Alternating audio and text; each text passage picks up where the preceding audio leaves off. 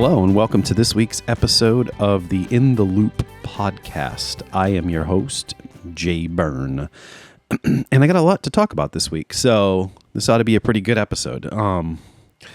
We will start. Let's get going right away here with guitar news, because there's a bunch of stuff going on in the guitar world, I guess you could say. But we have actually... one of the things that I thought was pretty cool that I saw this week was, let me get this information up so I can make sure I have the right info here. Fender has announced a brand new line of amps. It's Jack White from the White Stripes and solo career and, stuff and all that stuff. He has teamed with Fender, and they have unveiled an entire range of signature Fender products, headlined by the madly spec'd triple caster Tele. Oh, they got Telecasters too. See, I didn't even know they had guitars. They have guitars that they're doing, which is kind of interesting. Triple caster Tele, huh? It's it's got like three different random looking pickups in it. That's very Jack Whitey. But the big one is it's the Fender Panoverb. Right? Is it called? No, wait. What is it? Is it called a Panoverb? I think it's called a Panoverb. Hold on. Let me double check. I'm just wiping my glasses. Hold on a second. Sorry, folks. But yeah, Fender has something called the Panoverb, which is a brand new Jack White signature amp, and it's kind of a big deal for Fender because Fender hasn't released anything new other than like the Tone Masters in years, and this is a full-on tube amp. These things are actually really, really cool. Granted, they're $3,000. $3,000 cool, but you know what I mean? Yeah, I ain't getting one, that's for sure. But it's a really cool amp. And let's see. Let's get some information. I'm not interested in the guitars. I'm not going to talk about the guitars right now. We is talking about the amp. All right, so where is the amp? Is this not about the amp? I'm sorry. I grabbed an article about this, and there's not really much talk about the amp at all. It's just all about the guitars. It's Jack White's signature color. Well, regardless, he's got something called the Panoverb, I think. Let me get some information on this. This article is not being very helpful to me right now. Jack White. Panoverb? Pano. Right here. Panoverb. Right here. Okay. Here we go. Sold out? What the hell? I just went to Fender's page, their actual page. These things it says sold out already. Did these things go up for sale already? Well, they had announced them like this week. And yeah, wow. Okay. Damn. Regardless, Jack White did. I'm sure there'll be more of them available. I don't know that it doesn't say anything about it being limited. Actually, right now when I'm looking at it, I'm sure it will be semi-limited, but it's black. It's got a yellow Fender logo. It's called the Panoverb, and it's really freaking cool. It's about the size of a Super Reverb, really. And right here it says, inspired by elements of three of Jack White's vintage amps, a 1964 Vibroverb, a 1960 Vibrosonic, and a 1993 Vibro King. The Panoverb amp delivers many unique design features never before found on a Fender amplifier. Jack worked closely with Fender to create the Panoverb, an entirely new and versatile tube amplifier unlike anything you've heard before. The Panoverb's cosmetics echo the Third Man iconic yellow, black, and white aesthetic. Okay. Because Third Man Records, Jack White's record company. So it looks as incredible as it sounds. A product of Fender Corona, California. So these are made in the U.S. Okay, so the circuit combines Jack's favorite elements of the Vibroverb, Vibrosonic, and Vibro King. We knew that. Two 6L6 and two 6V6 output tubes for true stereo operation. That's interesting to have the 6L6 and the 6V6 mixed together like that. 612AX7 preamp tubes and one 12A27 preamp tube. 70 watts combined. 70 watt tube amp. It's the size of a Super Reverb. This thing is a monster. 150. This is where it's interesting. It has one 15-inch Jensen speaker, a C15N, and one 10-inch Jensen speaker, a P10R. It's got the 15 in the lower quadrant kind of, and then like kind of diagonally up towards the top, almost like where it would be almost like if you were looking at a PA speaker where a tweeter would go in a sense, could go. It has the 10-inch speaker. It's got a built-in 26 dB adjustable boost. 26 dB, holy crap. You can kick the crap out of the front end of that amp. Basically, that's just to create distortion. But I mean, the demo I watched, it was distorted the whole damn time. Like he had a pretty much a mild breakup the whole freaking time. So I'm not sure how well these things handle clean. I mean, it's a Fender amp, so you should be able to get some clean out of it. But it might break up even at low levels. It's what it seemed like to me when I was watching it.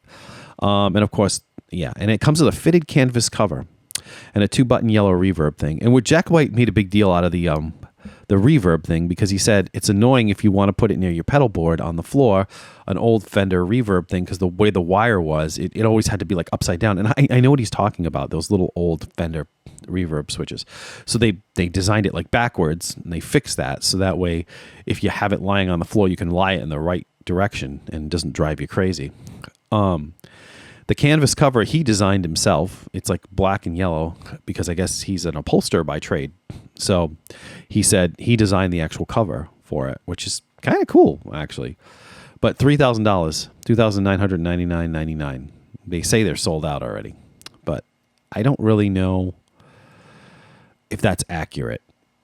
This is on the Fender's website, so you might be able to find them in store somewhere. But this is a pretty sweet looking amp. I got to tell you, if I was in the market for another Fender, a huge Fender, I would seriously be thinking about this, although I wouldn't be able to get it because it's $3,000. But it's pretty awesome.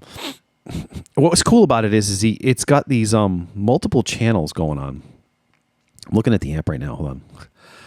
Yeah, so it's got a drive channel, a volume, treble, middle. He added a mid channel to it, which is cool because a lot of Fender like black panel amps don't have the mid channel on them. And he has a separate section, which is really neat. This is for the reverb. He actually added mix, dwell, treble, bass controls for the reverb. So you can adjust the reverb, which is something that you've really only ever been able to do in pedals. On Fender amps, they don't really have that kind of controllability. There's this split and full thing with the reverb. I know this is cool. If you set it on split, the reverb only comes out of the 10-inch speaker. If you put it on full, it comes out of both, the 15 and the 10.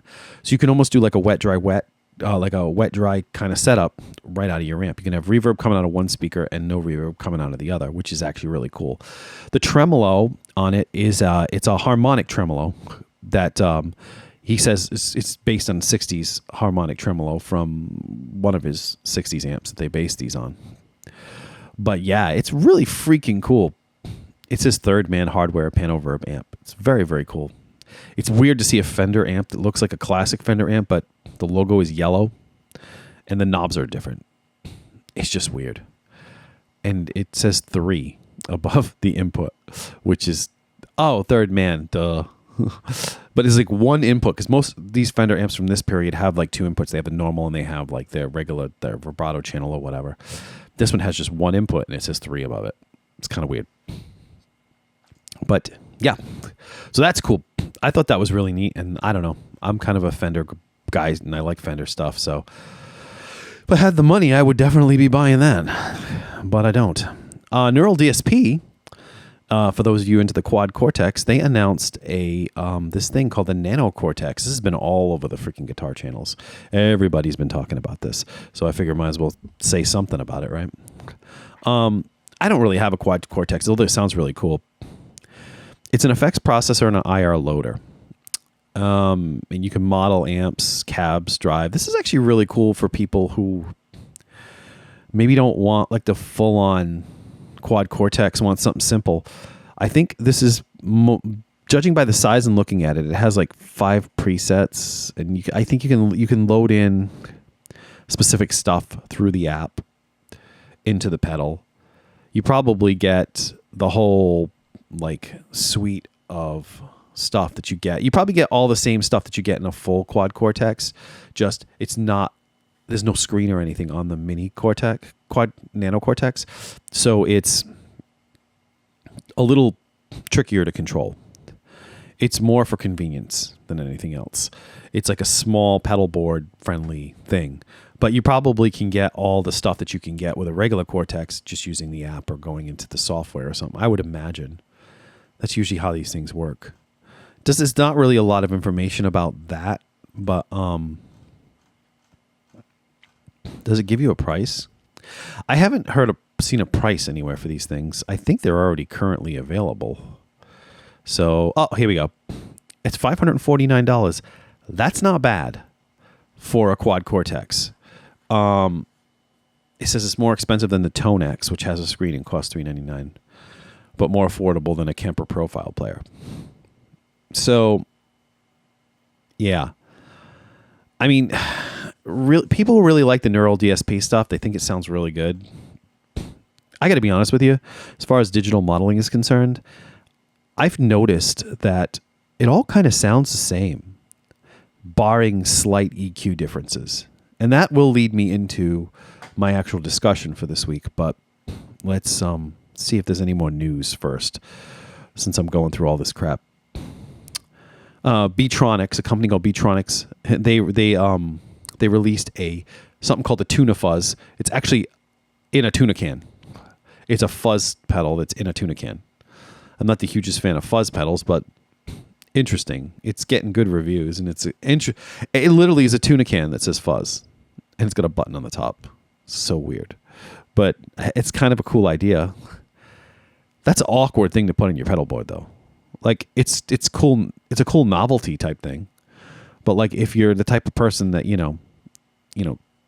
has a neat and organized pedal board, trying to fit that circular tuna can on your pedal board is kind of strange, I think. Another one, if you're into Jane's Addiction, I like Jane's Addiction. They're calling it quits for the time being. I guess the band was just not getting along on this, like, the reunion tour that they were doing. And Dave Navarro says good night to the group, basically. So I don't know if this is a permanent thing or not. It probably is at this point. Perry Farrell's got some mental issues going on. He's got some issues. And in his defense, he's been having a lot of problems, I guess, just dealing with the rigors of touring. And he probably just didn't want to do it anymore, and it's just too much for him. Even though he thought he wanted to do it, when he finally got into it, it was probably just too much for him. But there's a clip online that you can find very easily of like a blowout between him and Dave Navarro on stage. And what's funny is Dave Navarro is very classy about it. He just kind of stays calm the whole time.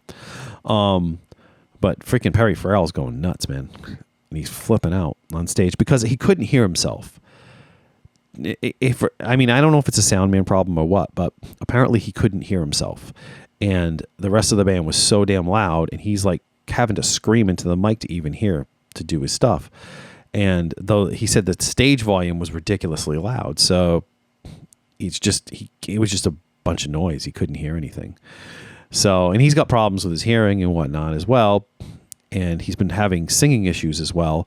So him having to push his throat like that and his ears getting, I'm sure it's taken a toll on him. I mean, I can imagine it's probably not the most comfortable environment.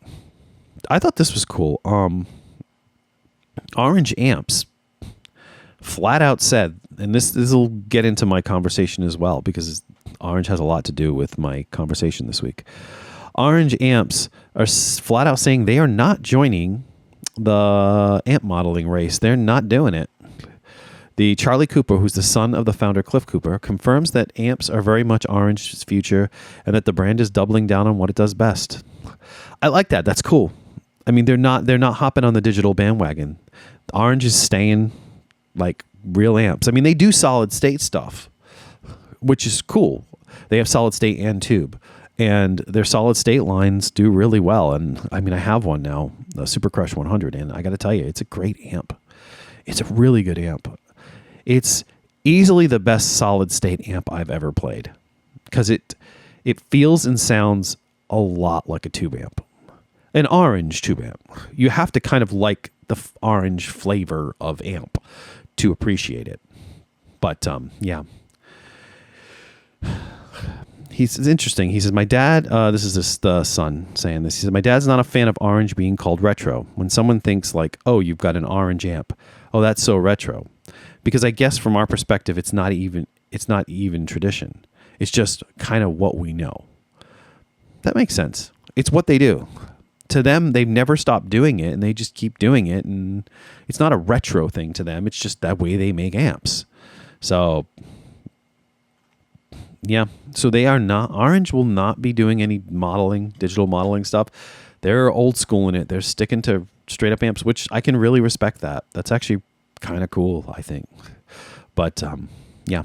All right, so let's get into this week's topic. I think we've had enough news for now. And I just want to talk about this anyway. So I did make a video, and I don't know if I've had a podcast since then. I don't think I've actually, I did. I think I did say it in the last one. I talked about the fact that I got myself an orange Super Crush head. If I didn't, and if I did, I'm kind of just repeating what I already said, but I won't make that too long. But I did. I got an orange Super Crush 100 solid state head. I replaced my Katana Artist, which I loved. But I just wanted a legit solid state. I wanted the majority of the digital stuff out of the amp. I wanted it to be straightforward, because going into next year, I'm going to be actually playing live. That's the intention anyway. In a band that I've been doing for many, many years with my friend Peter Lambert, and it's called Nerdy Warts, and we're pushing hard. He's moving back to the area, and we're gonna form the band, and we're gonna go out and see what we can do with it. We have 1 million albums. We're kind of taking all of our, we just do these side projects. We have something called the Tom Harding Barbecue, the Society Party, but it's always been me and Peter. So what we're kind of doing now is we're kind of rebranding that stuff. It's like, it's the Tom Harding Barbecue album is now, it's Nerdy Warts, the Tom Harding Barbecue. Like, it's all going to be under the Nerdy Warts moniker. So this way we can play all this stuff live, which is great, because then we can play Tom Harding, we can play Society Party, we can play all of our good stuff live. Plus a lot of good Nerdy Warts stuff, because we have so much catalog that we can actually play. So much stuff. But all that aside, and Nerdy Warts, the early stuff, the first Pleasant Ducks, which is a collection of the first couple of albums that we made, and an album called Wormland, which was our first multi-track. Well, not really the first multi-track, but it was the first, it was recorded on a 4-track recorder, and it was a big deal to us at the time. Those are on Spotify, which is awesome. You can check those out on Spotify if you want to check out some of the Nerdy Warts stuff. Now, this is the older stuff. The newer stuff, like that's like full band rock stuff, like Society Party and the Tom Harding Barbecue. That stuff is, I don't know, that stuff's not up on Spotify yet, but you can hear that stuff on Bandcamp. There's a Road Camp Records on Bandcamp. That stuff's still up. So if you want to go to Bandcamp and check that out, you can. Plus, you can check out my music as well. My solo stuff is on Roadkill Records at bandcamp.com. But all that aside, so yeah, I got the Super Crush 100, and I kept the cab for the Katana Artist because it's got 2 Waza Greenback speakers in it, and those speakers are freaking awesome. They're great speakers. They're really good speakers, and I mean, I'm a fan of Greenback speakers anyway. But I customized the cab because it wasn't that I was embarrassed to have, say, like the Boss Katana logo on the cab. It's just, to me, it didn't fit. Like, it looked weird, like, because it had the Katana logo on it and stuff like that, and it had an orange head on top of it. It didn't look right. It was driving my OCD crazy. So I actually customized it. I removed the logos, and I moved a few plates around, and I actually got some stickers, which are really cool, of like a logo sticker for my character, which is Chocolate Audio, which has always been the name of the guitar player in Nerdy Warts. I've always gone under that moniker. So I put that on there, and I put Chocolate Audio on the bottom of the amp, and it made it look really cool, actually. I'm actually really I kind of want to customize it more, but I don't really know what else to do with it. But now it's just a black cab. But I really wanted like, because I got the orange amp, I wanted the orange cab that went with it. The orange cab comes with 2 vintage 30s, which isn't my favorite speaker in the world, but I really wanted the orange cab. So I ended up getting the 212 open back orange cab because that's the one I wanted. I'm more of a fan of open back speakers than closed back. It just seems to sound better to me, no matter what. I mean, it's the type of music I play. I don't play a lot of like heavy metal style music. I play more like rock, hard rock. So it seems to work for me better. Closed back can be all right, but it feels a little choked sometimes. You know what I mean? I kind of like having a fuller sound, and open back kind of gives me that fuller sound. And I can still do the heavy stuff with open back, and it sounds fine as long as you tailor it to that. It's perfectly fine. So I worked it out. Had to do some finagling. I made a video, last week's video, I think it was. No. Yeah, this week was a demo of a pedal that I had, which actually had no talking at all in it because I didn't feel like talking. And I just wanted to do a no talking, sound only kind of thing. And because it was direct anyway. So it just made it easier. This Jim's 800 TC Electronics pedal, and that's going to lead into this conversation as well. But I got the cab. I worked it out. I got the cab, but I ended up having to sell some stuff. I literally just made a video about the Princeton, my little Princeton Fender amp, and how much I loved it, and I'm never going to sell it. And literally, like a day later, I sold the damn thing. I'm not even kidding. I'm like, that's just the way I am. It's just the way it works.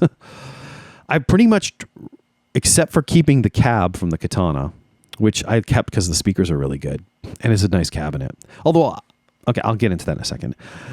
I pretty much revamped my whole gear, all my gear, only because I'm going to make a video about this too. Some of these things I'm talking about, but I just feel like talking about it right now. I wanted a specific thing. I wanted solid state. I'm not opposed to digital. Cause I mean, there's digital in my chain, and you'll see like, it's not, I'm okay with digital modeling. I don't have a problem with it, but I want a cab in the room. I want a cab in the room, and I need to be using like a power amp or something, so that way I can actually get the feel of playing a real amp. To me, that's important. It matters. If I'm going to be playing live on stage, I want a speaker behind me. I want to feel like I'm playing an amp live. And, I need versatility for recording as well. And there's certain sounds that I use and that I like.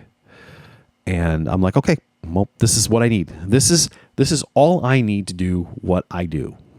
So I got myself the orange Super Crush 100. I got the cab for it, which came with 2 vintage 30s in it.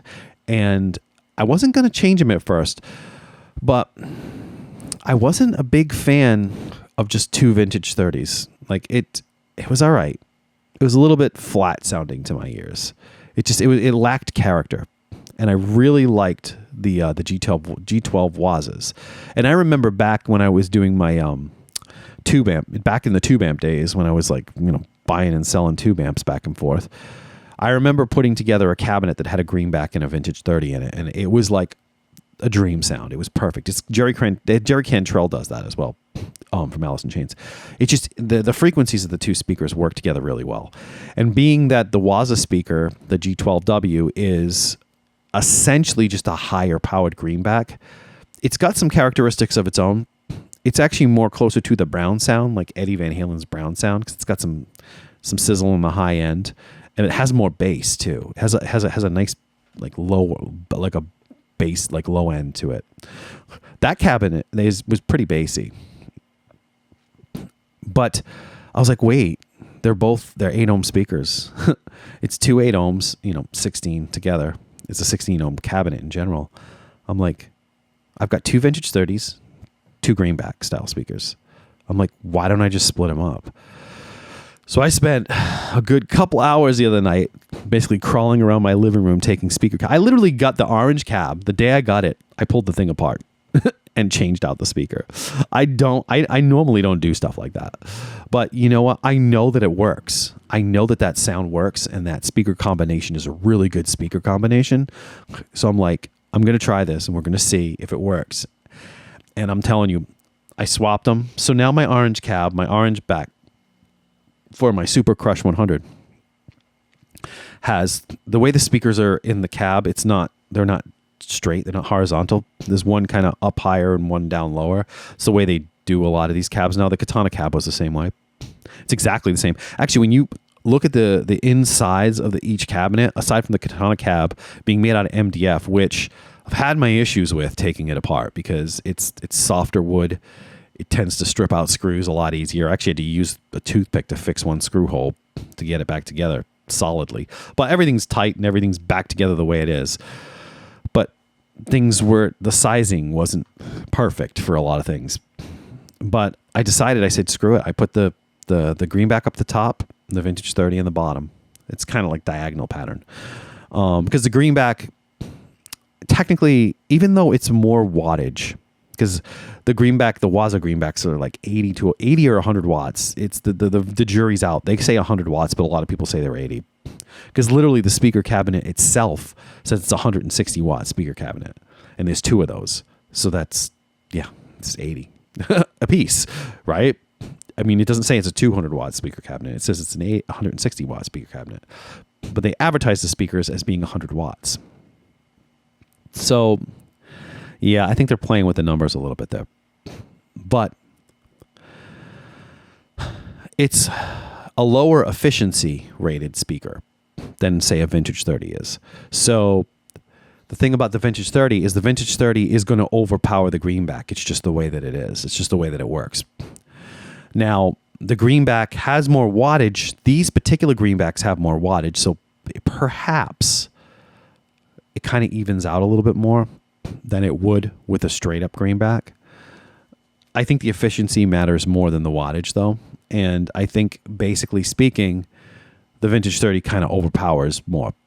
But to my ears, they're blending pretty evenly. Like I can hear the Vintage 30 character, and I can totally hear the greenback character. So I've got the greenback in the top speaker hole and the Vintage 30 in the bottom, and I have that in my orange cab, and I'm calling the chocolate audio cab, the chocolate cab, which was the Katana cab, which I've customized, which will be forever from this point on called the chocolate cab. That has the same setup. It's got the Vintage 30. But what's interesting is you've got the orange style speaker cabinet and you've got the Katana style. The Katana style is more of a Marshall style speaker cabinet, like a traditional style speaker cabinet. And an MDF one, but I mean, it could, if it was pine, it'd be a little bit more, like a Marshall. But Marshall uses MDF anyway on their cheaper stuff. On their more affordable speaker cabinets, it's MDF. Like I had a small 112 once, and it was an MDF cab. So it's a Marshall style speaker cabinet. You could say like a traditional style. And so I've got that speaker cabinet, and I've got the other speaker, and they both have the same speakers in them. Both have a greenback and a Vintage 30. So it's kind of cool to have those two sound flavor options. I mean, I'm running the orange with the orange cab just because it looks so freaking awesome. And it just makes sense. And I had that extra cabinet. So I'm like, what am I going to do with this extra cabinet? I'm like, I could just keep it and have it for, a different flavor. Originally, I was going to keep the Vintage 30s in one and the greenbacks in another. And this was going to be my greenback cabinet. If I wanted to play through greenbacks, I was going to do that. But now that I have the two separates, the two cabinets are exactly the same. It's just a spare cabinet. So I'm like, it just bugs me to have stuff that I'm not using. So it got me thinking about, and this is one of the main reasons why I had to sell my Princeton. I did a demo of that JCM 800, the TC Ampworx pedal. Okay, and that TC Ampworx pedal was those are really good. I think TC Electronics is getting the shaft on these. I think people are naturally assuming that these TC Ampworx pedals are like just budget like pedals. They are budget in their price range because they're $150 is not cheap either. I mean, some people that's considered budget, but for a pedal, because most pedals are around $200 anyway. Pedals tend to range, good pedals tend to range between $200 to $400. But so like the UA pedals, like the Dream 65 and stuff like that, which are amp modeling pedals, preamp pedals. those run around $400. And those things are like the cream of the crop, supposedly. Okay. I watched a lot of comparisons between the TC Ampworx ones and the UA ones. And I got to tell you, the differences are not that big. Like, it's the difference of two different amps. Like, the sound difference between the two is like, okay, this one sounds like this person's amp. This one sounds like this person's amp. Like, it's not a difference of quality in your sound quality. It's, you know what I mean? Like, it's not like the quality of your sound is really any better. It's just different. Okay. So yeah, I feel like the TC Ampworx pedals are getting a bad rap. People do like them, but I feel like a lot of people just look at them as the cheap option. And I don't think they were intended to be the cheap option. I think they made them simpler so that they could be more affordable. But the simplicity of them is actually kind of what sold me on them, what I kind of liked about it. And I tried the JCM 800 one out, and I got to tell you, that JCM 800 pedal, the Jim's 800, is great. I mean, it's a full-on JCM 800. It sounds amazing. So I started running that through because I had the new orange head. This has all happened in like the last week or two. I started running it through the Super Crush 100, the return channel, just running it through the power amp.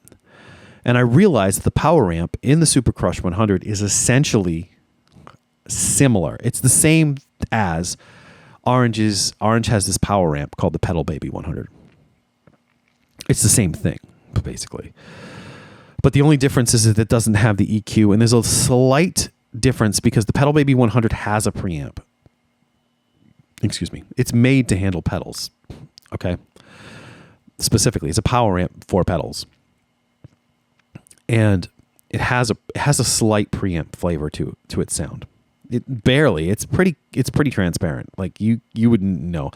It's not like the clean channel on the Super Crush. And I'm going to emphasize this because I watched so many videos. When I make a video, I'm going to emphasize this too.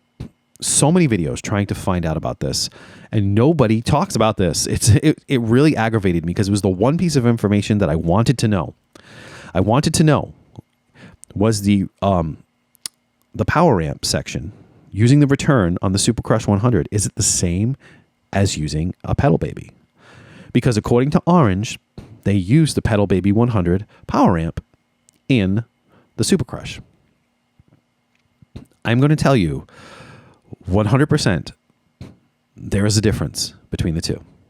And this leads me to the fact that I'm just going to flat out kind of spoil what I'm talking about, but I ended up buying a Pedal Baby 100 as well. I sold my Princeton to buy a Pedal Baby 100 because I wanted something that I could run with the other cab. Now that I have the two separate cabinets, I wanted something so that I could have two amps, basically. So I could do one thing with one amp, one thing with another. My Orange amp is flat up my Orange amp. You can run pedals into it. It's a full-on, like, regular, old-school amp rig. The chocolate cab right now has the Pedal Baby 100 on top of it. And I am running the that Pedal Baby 100. It's made to take just pedals straight into it because it's essentially like a neutral clean amp is what it is. But it's a solid state power amp. It takes preamp pedals like a freaking champ. It takes preamp pedals so well because it has this bass and treble thing. It's more like a presence and a resonance kind of knob that you can adjust to kind of like to make the preamp pedal sound better with the speakers that you're running into it. It's so you can adjust to the room, basically, more than anything else.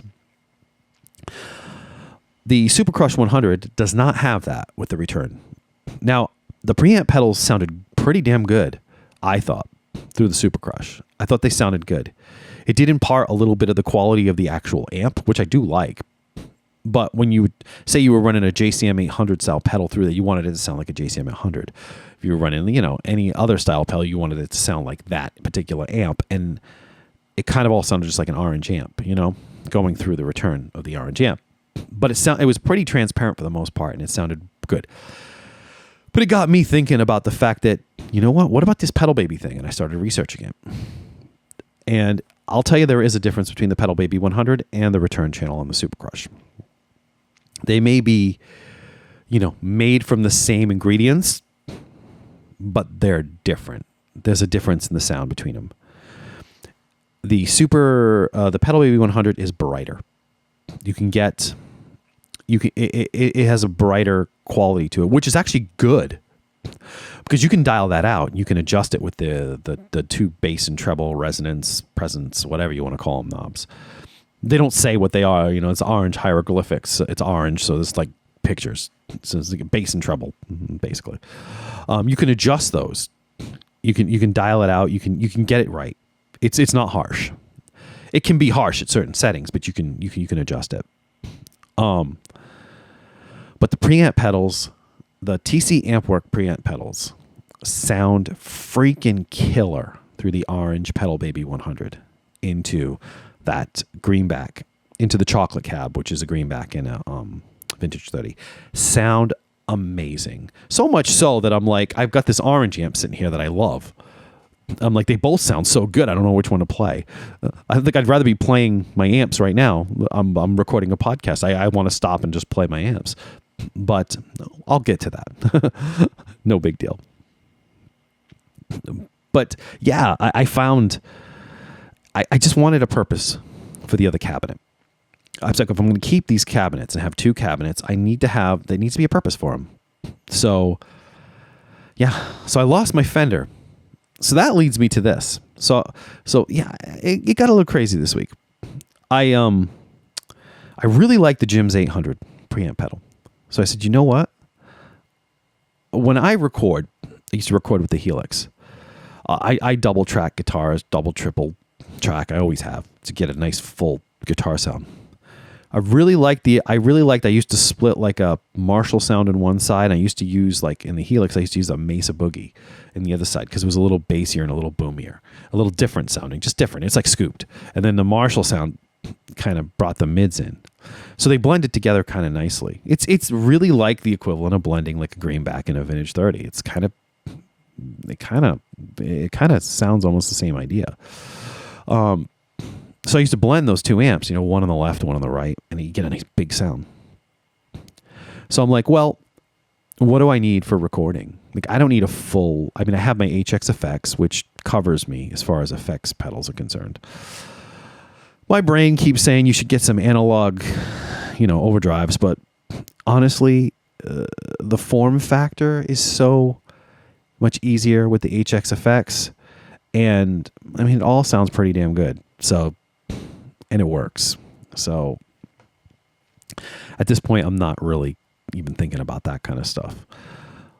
But I found that, I lost my track of thinking, huh? I'm sorry. I totally lost track of what I was saying. I got off track and then my brain just went blah. But, oh no, I'm talking about the TC Electronics pedals. So I missed having the Fender because I like just playing through a nice clean Fender sound. So it got me thinking, with the Pedal Baby 100 and that speaker cab, how good would the TC Electronic Ampworx, the Combo Deluxe 65 pedal? Now, I mean, the freaking UA Dream 65 is like $400, so that was just out of my price range. And I would have probably gotten that if I had the $400, but at $150, I was like, okay, let's try this out. And I got it. And I got to tell you right now, I'm going to say this, and this is a pretty big endorsement, I think. That Combo Deluxe 65 pedal through the Pedal Baby 100, which is a solid state preamp, a power amp, into my speaker cabinet. Because obviously you can't just plug the pedal into the speaker cabinet. You have to have something in between it. That's what the Pedal Baby's for. It's a power amp. It sounds the same as the Tone Master. In the room, it sounds virtually identical to the Tone Master. And I actually find the quality of the distortion breakup that you can get from the Deluxe, the pedal, the TC Ampworx pedal, to be closer to a real Deluxe. I've had a Tube Deluxe, okay? I had one. And I can tell you flat out, in the room with me right now, this thing doesn't sound that much different. It's comparable to the Tone Master. Let's just put it that way. The Tone Master, it sounds exactly the same. And I was thinking about it. I'm like, well, what is the Tone Master? what was the Tone Master? The Tone Master was a speaker cabinet with a power amp, a digital power amp, a D-class power amp, and a chip, which would be the preamp pedal. It could be in a pedal. It could be in just a chip inside the thing. So you've got the preamp, power amp, like a regular amp, the digital preamp, a digital power amp, and a speaker. And that's a Tone Master right there. So basically, I just recreated a Tone Master in my living room. Actually, better, because the orange pedal baby is solid state, and it's a Class A, B power amp. It's not digital. So it's legit, like old school solid state. So it's a reeler. It's not a chip. It's not functioning on chips. Actually, there's nothing digital about the orange pedal baby at all.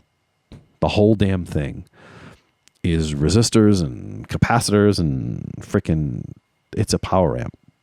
It's an old school power amp. Just doesn't have tubes. It's solid state.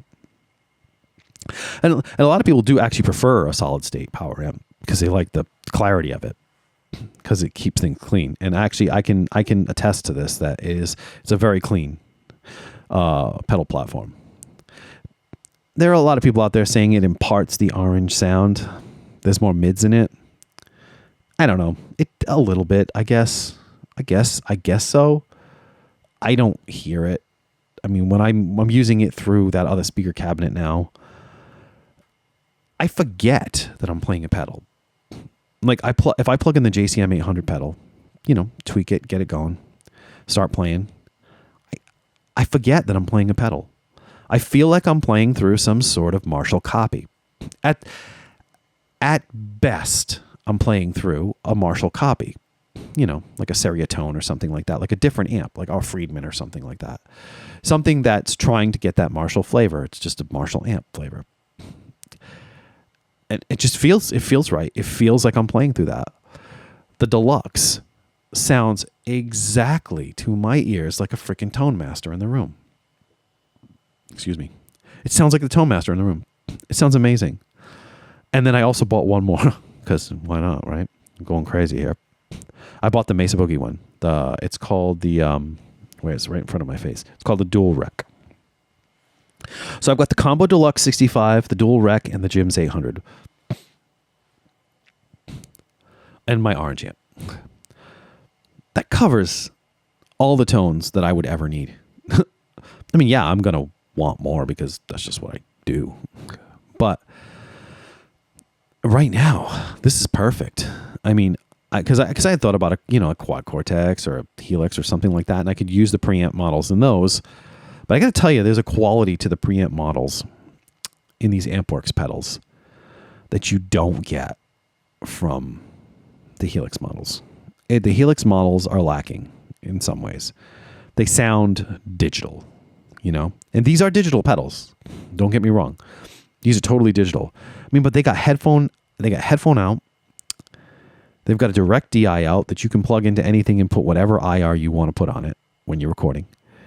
That's the same direct out that you use if you're plugging into a power amp, or the return of an effects loop on a regular amp. And they have like a cab sim, and the cab sims are really good. They found one good cab sim. They didn't go crazy with it. Like, a lot of these things have like so many options to choose from. They picked like a perfect cab sim for each one. The Deluxe has a creamback, which is weird because I think it's because they don't have a deal with Jensen. They have a deal with Celestion. So they had to pick something. But a lot of people do put a creamback in their Deluxe reverbs. That's the common thing. Actually, you can get a Deluxe reverb, a blonde one, the Tone Master one with the creamback speaker in it.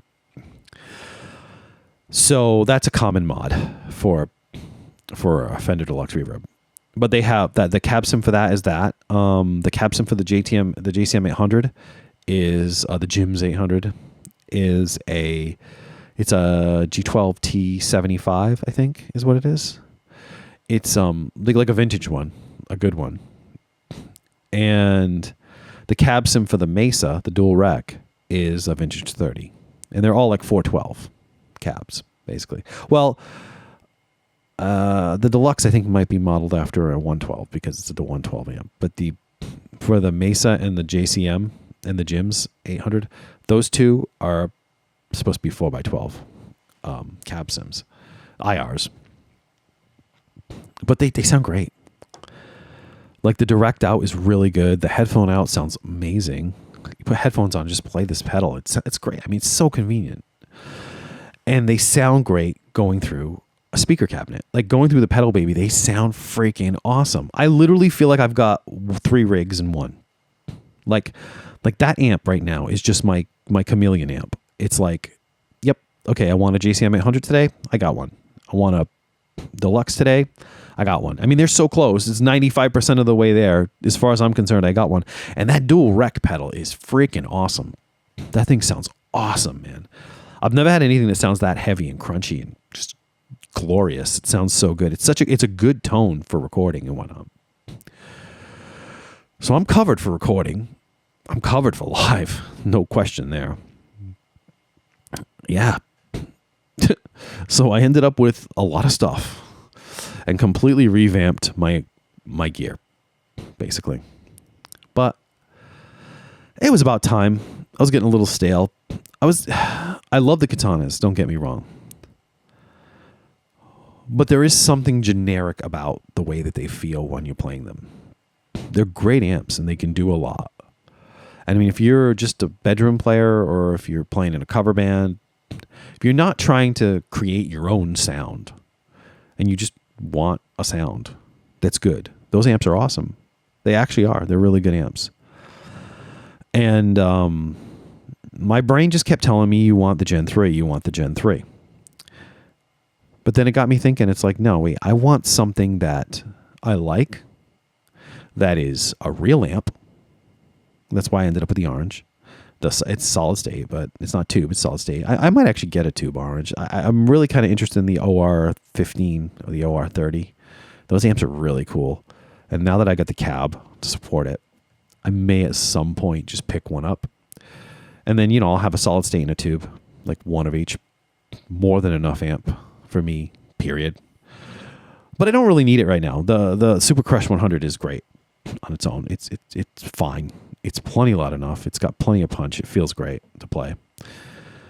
But yeah, I just wanted something real. Like, real.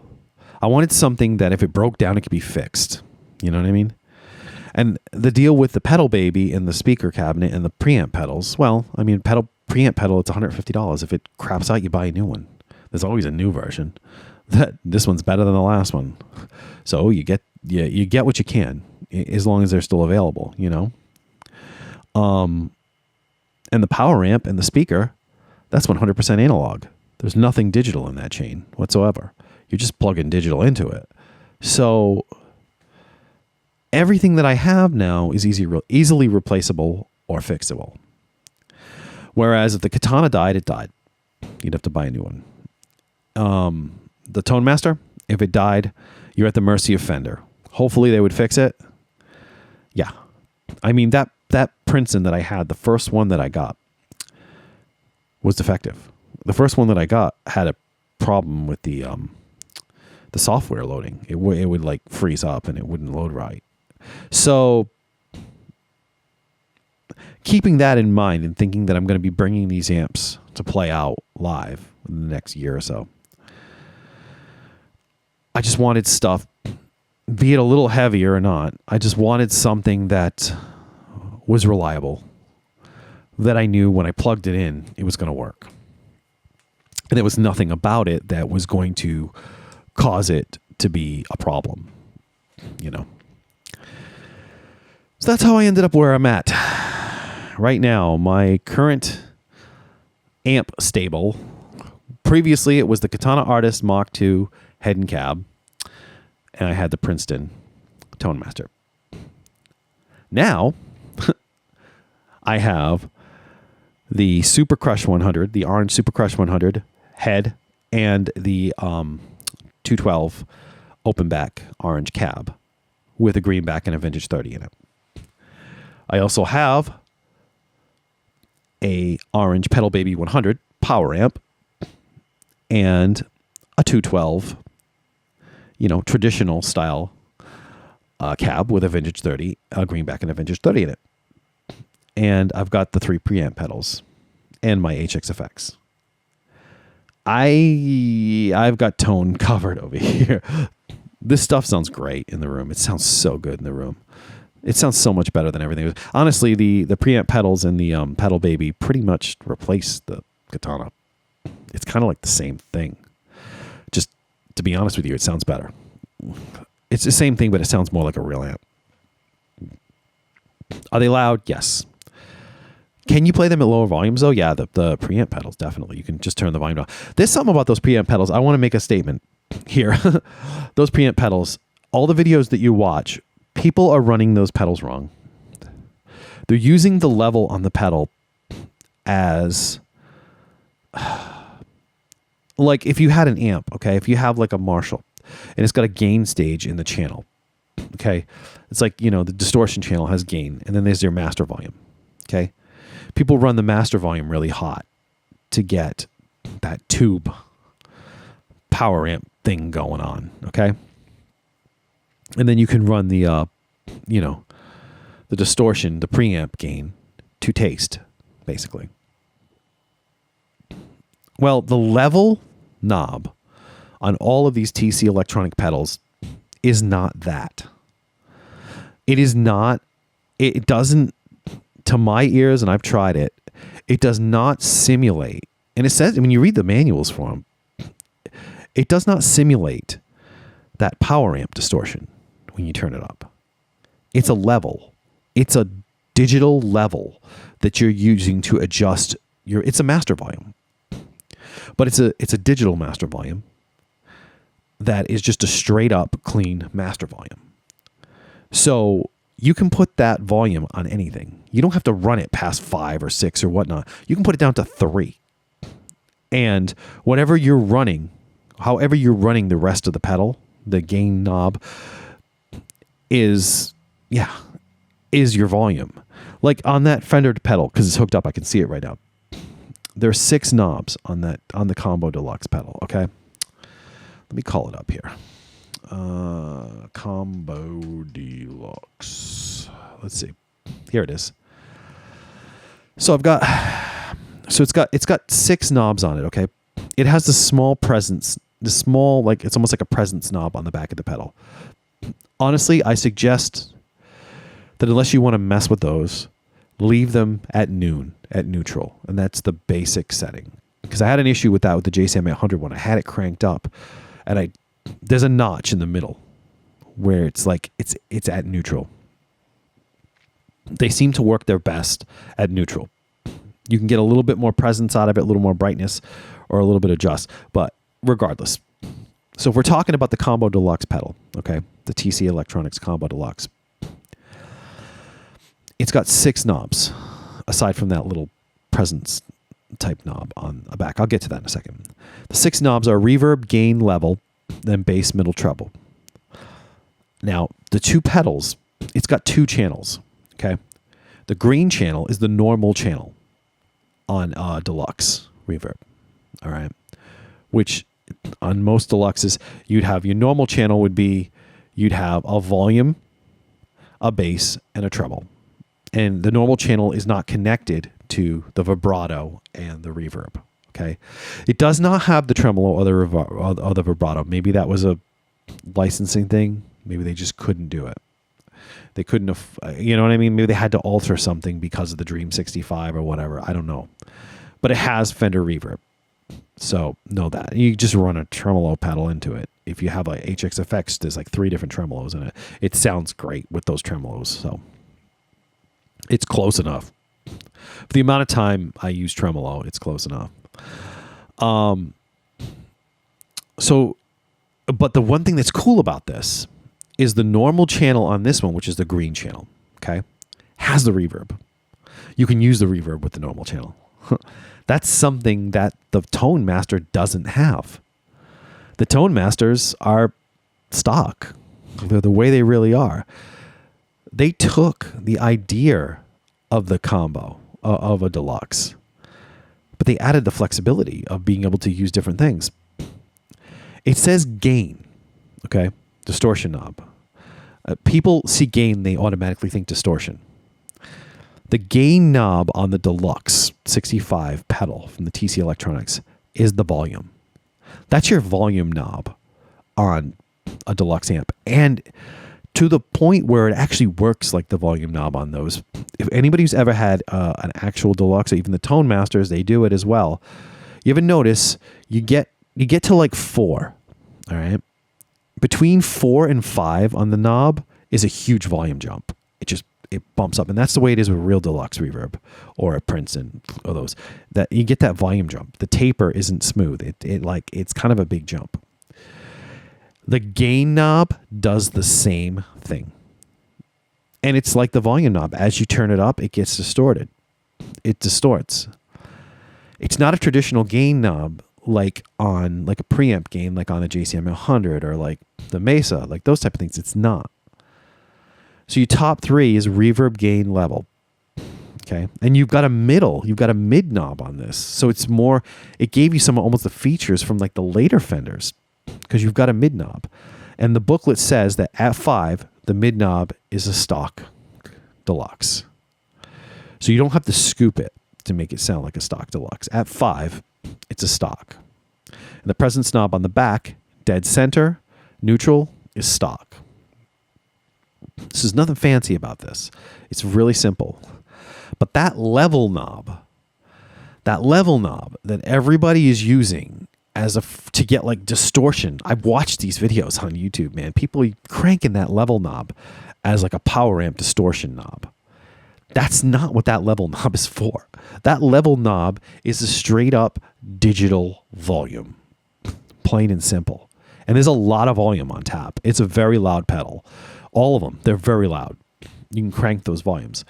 You can adjust that any way you want, and you can get the sound. So you can bring it down to like 2 or 3 if you want to play at night, and it brings it right down. It's like having an attenuator. I mean, as you crank up the gain, the volume's going to get louder. The gain knob on the pedal, the volume gets considerably louder. So you kind of got to bring it down a little bit. You got to keep bringing it down. But you can make that work for like nighttime playing. Hell, you can plug it into headphones and just play it that way. But I mean, think about that. If you're using headphones, you're not going to crank that level knob, blast your ears out. You're going to keep the level adjustable and just use the gain. That's the way those pedals are meant to be adjusted. And I don't think you're seeing enough of that in the actual, on the videos that are being displayed online. And I think these pedals are great. I think the affordability of them is awesome. I want the rest of them. I want the AC30 and I want the freaking 5150 and I just want to have them all. There's like 6 of them. I've got 3 of them. I figure, that gives me every amp flavor I could possibly imagine, and I have all that at my fingertips for recording and playing live and however I want to do it. It's so versatile. It's such a versatile setup. It's really cool. And for me, when I play 1 amp. I'm not like people who program a million different amps. It drives my brain crazy to do that. I take 1 amp sound and I try to I make that amp sound match what I'm trying to do.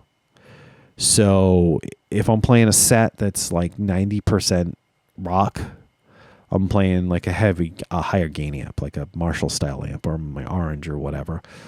And if I have to do something clean, I'll just make it work with that amp. I don't need to program in a Deluxe. You know what I mean? If I want to do a surf gig and I want to do all that sound, that would be just the Deluxe. I just use the Deluxe. It's like my amp head. To me, I look at these pedals as the amp head. It's the preamp. Preamp, power amp, speaker. There it is. Plain and simple. And they take pedals really well. You can run a pedal board into the front of them. You can, I have to do some experimenting with it, but I found that through the Orange, but see, I'm not really using the Orange for that anymore, so I don't really have to worry about that. But I did find when I was running them into the return of the Orange, that they took the pedals better if I created an effects loop on the HX effects, and that way I could put it in the chain in my HX effects. and and the pedal was in the chain, and I could just kind of move it around wherever I wanted it in the chain, like a real amp. And I found that it worked best that way with the orange. But with the orange, I'm not actually using. I'm just using the HX effects at this point with the orange. I'm using it like a straight up amp, and same thing with the Pedal Baby rig. I'm using that as a straight up amp as well. I'm going on and on and on here. People are probably getting bored with me. I'm like a shill for this company now, huh? But honestly, I don't get paid for any of this. I'm like in debt buying all this crap. So, I'm already at an hour. We're gonna keep going for a little bit. This will be kind of a supersized episode because I got stuff to say, and why not, right? But yes, that's great. I think that's a really good setup, and for people who want the versatility, and I think they're awesome pedals, and I think they deserve the kind of the credit that they got. If you watch the videos about all the work that they put into, they modeled them damn things at the component level, just like everybody else has been doing. But they mapped it out and they modeled it to component level. So yeah, those amps, those pedals are more than good enough for most people. If you want to go out and spend the $400 version and go and get a $400 UA pedal, go for it. I might get one eventually, but I almost feel like I won't need it if I have the 5151 and it sound by TC Ampworx and it sounds good to me. I don't feel like I need the UA one, just for slightly better, different tone. Basically, is what it'll boil down to. All right, so let's do the. I usually do at the end of the video here. I do some comments, and I do want to talk about this because there were some comments that I got in the past couple of weeks. That one in particular that I had something to say about. So we're going to do this. So let's see. So somebody at Tropical Latitude, they were talking about my Fender Deluxe Reverb Tone Master, another Fender that I don't have anymore, rig. And they were that amp. And it's a video called Tips and Tricks. He puts this section about the bright camp and the swimmy reverb is true. Original 1965. Excellent. Because I basically said a lot of people think that on the Tone Master amps that the swimmy reverb is a mistake. It's not a mistake. It's the way the amp that they modeled sounded. They modded it. They gave you a firmware update that's a mod that you can change. You don't have to change it. It's not like they screwed something up. Like, to be fair, the TC Electronics pedals, they kind of screwed up the IR. The IR was a little too bright, so they updated the pedals and they brought the brightness down just a little bit. They fixed EQ on the IRs a little bit. That was essentially a mistake. That's not like a choice, that's not I like the original firmware better. No, the new one is the fixed version of it. They fixed some stuff. They fixed the taper on the knobs a little bit too. But with the Deluxe Reverb, with the Tone Masters, the way they come stock is the way that they're meant to sound. So yeah, I thought that was interesting. That guy said that too. Let's see. Where's the one that I wanted to comment on? Let's see. Oh, yeah. I was playing really loud. Somebody said, I take it you warned at ArtDonna84. He said, very nice demo. He's talking about the Fender Princeton demo that I did, which was last week for the amp that I literally just sold. I'm looking to purchase one from Sweetwater. Great amp. I stand by it. They're awesome amps. Honestly, if you have a speaker cabinet at home, I don't know. If you already have a speaker cabinet that you like, that you think sounds good, that has at least something like a greenbacks or something a little brighter in it, that has good bass and good high end, you could run maybe a creamback or something. You could run a Fender style emulation into that. You would just need a power amp and the preamp pedal, which would be like, if you bought them used, you get it for like $500-600. New, you're looking at about $650, which is about $200 shy of the cost of the actual Tone Master. Which is kind of like, and the power amp would be usable. You could buy more pedals like I did and go through it. But if you want a Fender Princeton, and that's what you want, the Princeton Reverb Tone Master is awesome. I don't need it, and I still miss it. So I won't be getting another one, but I do miss it. It's great. It just looks awesome. It sounds great. It's Fender, but I don't need it anymore. But yeah, that's cool. All right, let's see what that was. Okay. Here we go. It says at JASQ99, JASQ99. Somebody wrote how to remove the bloomy bassy end of my Katana Artist. It's driving me crazy. It's too bassy. I use EQ and cut low frequency. Sounds losing body and sounds thin. Thanks. All right. So this is the one I wanted to talk about, and this is probably all I'm going to really talk about for comments today, because this is the one that I wanted to get into. Through my experimenting here with speakers and different amps and different cabinets, I have found that I think a lot of the bloomy bass that you're getting from the Katana, because he has an artist, probably has a combo, because it was based on my combo video. Back, it was Boss Tone Studio for Katana MK2. Is it worth the effort? It was an older video. The cabinet and the speaker are creating a lot of the bass. That's kind of why you can't cut it out, because the speaker that's in that cabinet is creating a lot of the bass. Now, you can use an overdrive pedal, be it digital or analog. I know the Katana has built-in overdrives. I know that. And me telling you to use a separate overdrive seems redundant. But the built-in overdrives tend to impart the character of the amp. So the amp itself is a little bit bassy, all right? So when you use the built-in overdrives that are in the amp, they don't so much cut the bass like a real overdrive does. They just kind of blend into the bassness of the amp, okay? Now, if you take, say, like a tube screamer, or a SD1 is really good for that. Depends on what kind of sound you're trying to get. And you run that into the front end of the Katana, specifically the Artist with the 112 cabinet. I noticed that it worked really well with the Artist, with that particular Katana. And depending on how you had your head and your cab set up, because the head and the cab was pretty bassy too, but I felt that the head and the cab dealt with bass better. It was something to do with the cabinet design, I think. You run an overdrive into it like that, like a tube screamer or a SD1, and it'll cut the bass back. And it doesn't sound thin. It still gives you some bass, but it tightens up that low end. So instead of going in and EQing out the low end, which I agree with you 100%, I noticed that if you EQ out that low end, it tends to just make the amp sound thin. It loses oomph. It loses body and sounds thin. Is what this at JASQ 99. This is what he said.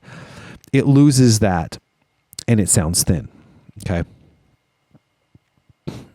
Well, what you can do is you can run the overdrive in front of it to tighten up the bass. You can try the contour knobs on the front of the amp.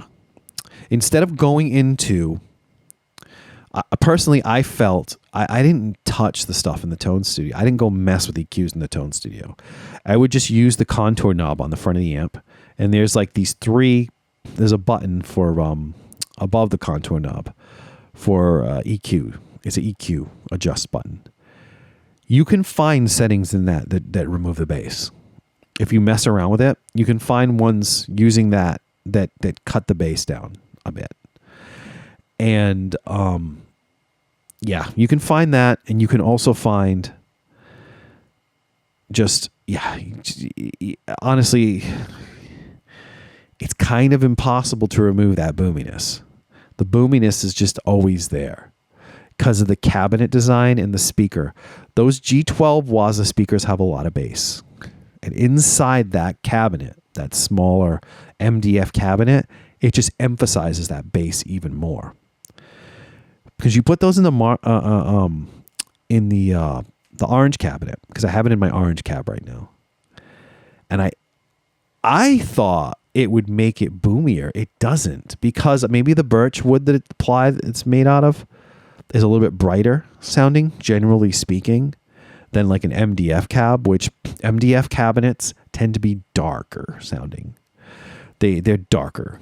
So they're darker, but it's really hard to describe because I find that cabinet nice and bright too. So I don't know.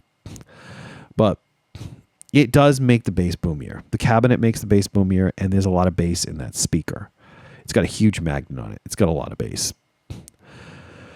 So what you're going to want to do is you're going to want to cut that bass using a tube screamer, or depending on what you're trying to do. If you're playing clean, unfortunately, you're going to have to deal with the bass somehow. That one has a speaker out. The Katana MK2 has a speaker out. So you could buy another 112 cab, try out a few different speakers if you had the cash to do so. I would suggest, if you're playing clean, you could get like a Jensen. I mean, it's not going to sound great with all the distortion channels, but if you're just using the clean, it's going to sound like a Fender with the clean. It does. It works. And it'll cut some of that boomy low end. It'll just be a different quality to the low end. You could go for like a creamback or something like that, which would smooth out the top end a little bit, but you'd lose a bit of that low end. It'd be a little bit more of an even spectrum. The speakers, which are really good, that come with because those Katana MK2s are bassy, and the cabinet itself is bassy. So if you open up the cabinet, like when I opened up this cabinet to put to swap the speakers, they've got this cotton foam crap all inside it. So they were getting weird resonances in the cab, and they were dampening them with the foam with the cotton stuff that's inside of it. So it's the design of the cabinet. It's the design of the cabinet and the speaker, but you can tighten it up using like a overdrive, like a tube screamer, or a SD1 specifically does a really good job of that because it cuts the low frequency without making it sound thin. It still sounds bold. Yeah, I find that using an outboard one works better than the ones that are inside for that particular amp. But anyway, yeah, we're at 112 here. I think I'm gonna call it quits today, but had a lot to say, and I could keep going, but I think this is a good length for the episode. So I hope you guys enjoyed. I hope you learned something. I hope you learned more about my OCD and my constant freaking selling all my crap and buying new stuff. No, I'm very happy with what I have right now, and yeah, it's an upgrade, a slight upgrade. And as far as like versatility, I mean, there's like crazy versatility going on here. It's totally versatile, everything that I'm doing. So that's really cool. Like the versatility is nuts. It's really good. And it's not so many options that it drives my brain crazy. It's just enough that I can go, well, I can use this for that. I can use this for that. It gives me options that are good to work with. But anyway, so, man. Yeah. All right. My buddy Rob. Okay. I literally was ending this episode, but I want to comment on my buddy Rob. My buddy Rob wrote, Zen Sword. I was in a band called Room 18 with him years ago. He commented on the last podcast. He commented on about the silent stage thing. His comment was really cool, and I want to make a comment about it, basically. He put a large part of the amp disappearing, getting smaller too, is the fact that most kids are just sitting in their rooms recording instead of playing out. It was very revealing to me when I started looking online for used equipment to get back to analog gear. I wanted a 212 for my head, but they were a bit scarce and ridiculously priced. However, 412 cabs were everywhere and under $200. Marshall 412s were a dime a dozen used, but looked forever for a halfway decent 212 that was in my price range. So it's very interesting that he said that, because it's very much the case, because people aren't using 412s anymore because of the silent stage thing. People aren't playing at those kind of volumes. They're playing at home. So 112, 212 max. 412s are like dinosaurs. I mean, I love 412 cabs, but they're dinosaurs now in out. Nobody's using that at home. Most people are playing through the computer. So it's I really like that comment that Rob made, and I thought that was actually kind of cool, and I thought it was a cool thing to think. So I wanted to at least, acknowledge it or make a comment on it, but I do completely agree with him, and I see where he's coming from, because people are just playing at home. They're recording. They don't play out as much because basically the local scenes, there's not as much of local scenes around as there used to be. And if there is, it's a lot of cover bands. And if you're not a cover band, then you're just recording your music at home and you're releasing it online. Maybe your friends are listening to it and whatnot. Maybe you're having parties at your house and you play to your friends. But if you're having a party at your house, you don't need to be playing a freaking 412. You can do it with a 112 or a 212, smaller venues. It makes a lot of sense. But all right, anyway, I'm going to end it now. So I'm Jay Byrne. This has been the In the Loop podcast. I hope you enjoyed, and I will talk to you, or you'll see me next time. Take care.